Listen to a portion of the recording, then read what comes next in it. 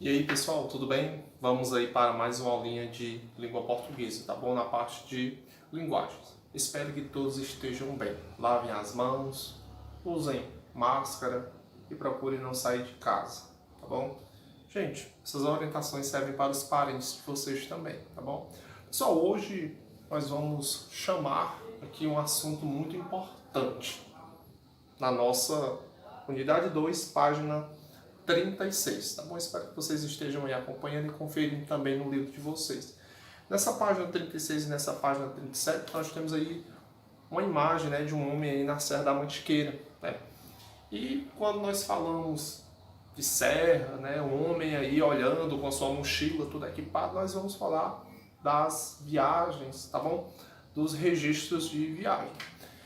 E é importante, né, desde que o mundo é mundo, quando o homem passou a viajar pelo mundo, ele passou aí a relatar. Por exemplo, quando a frota de Cabral chegou aqui, Pero Vaz de Caminha mandou uma carta para o rei. Rei, nós já estamos aqui no Brasil.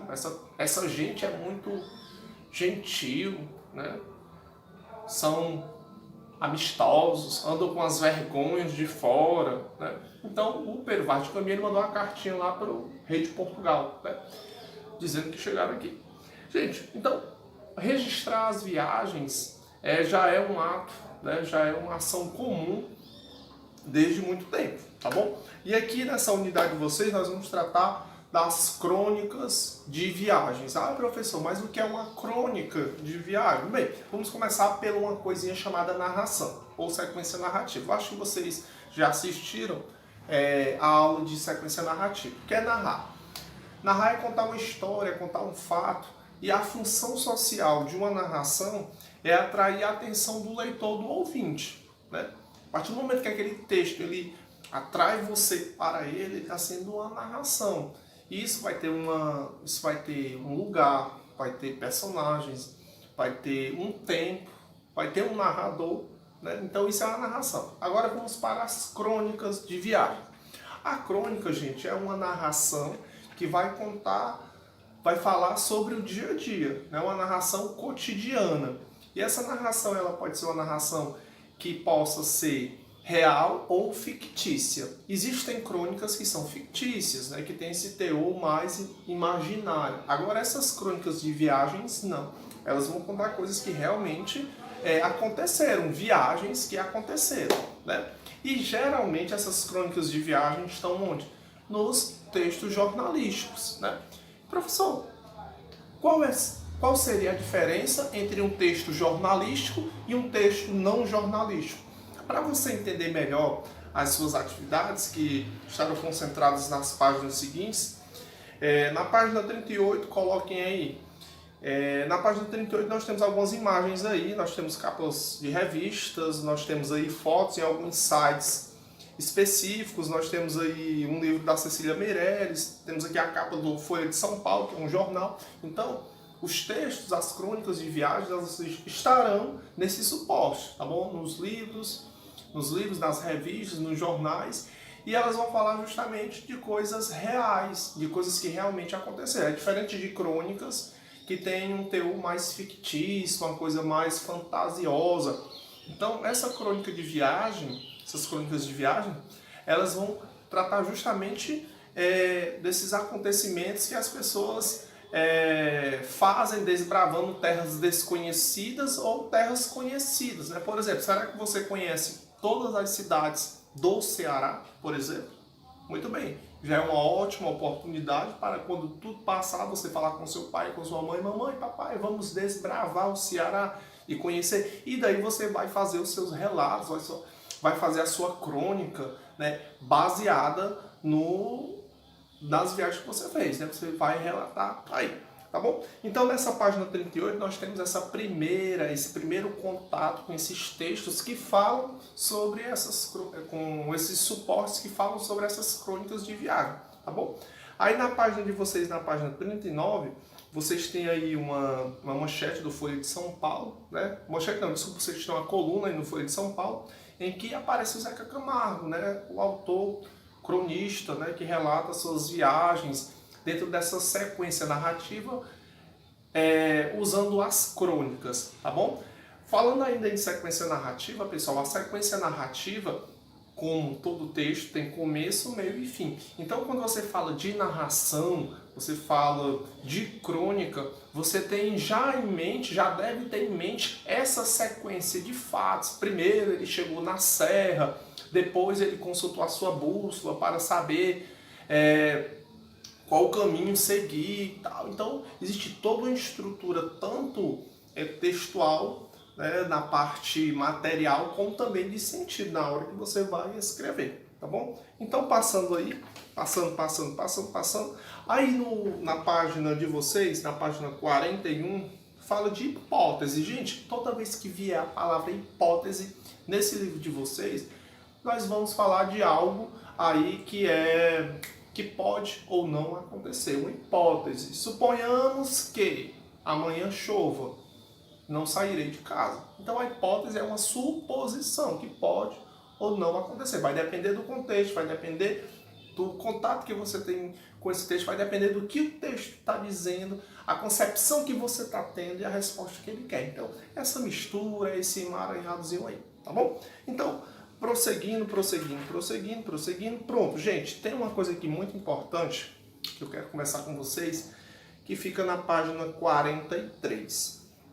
Nós temos aí linguagem, e na segunda questão ele vai falar sobre a metáfora. O seu sorriso é como o brilho da lua. Olha só.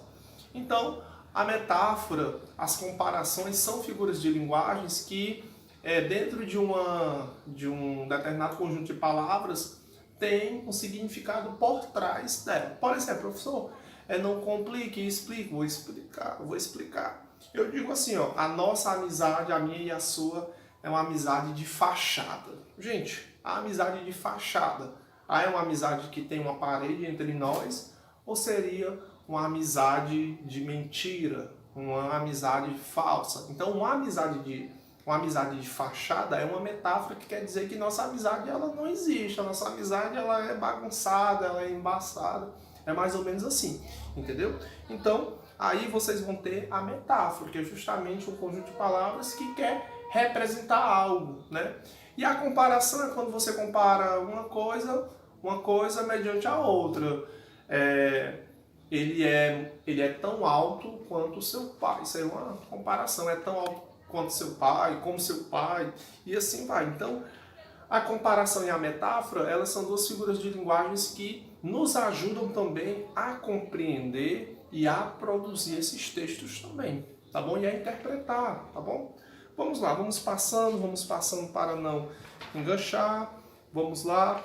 Dentro ainda da narração, pessoal, eu estou detectando aqui, né?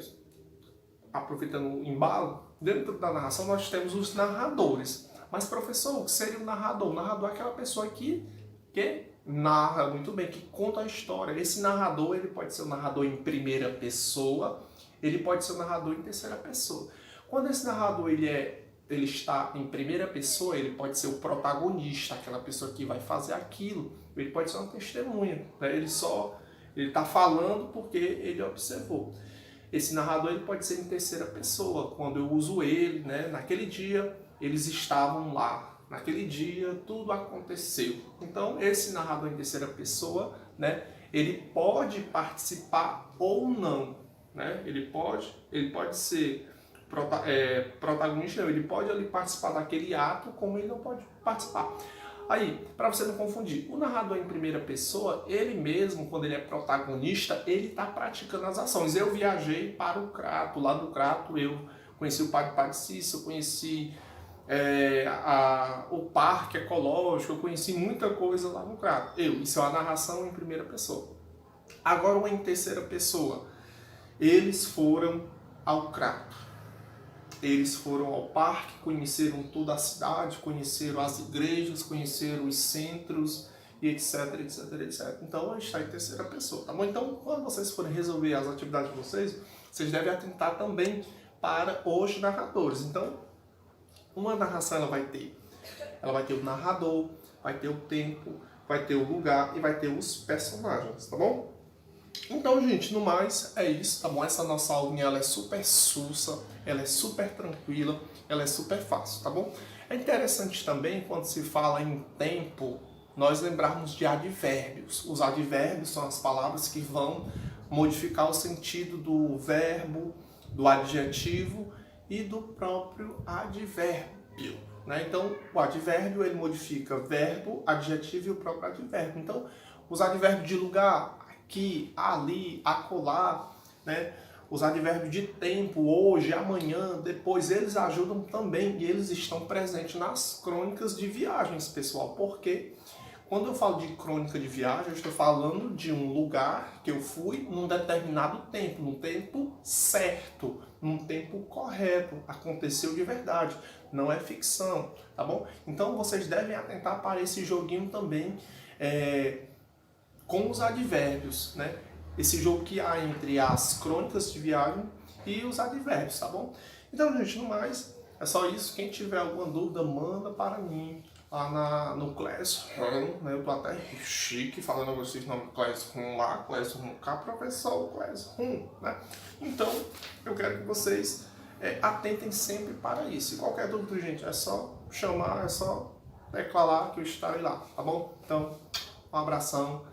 Meu povo, minha polva do coração, sétimo do coração. Cuida, valeu, gente. Um abração. Fui. Desligar a câmera.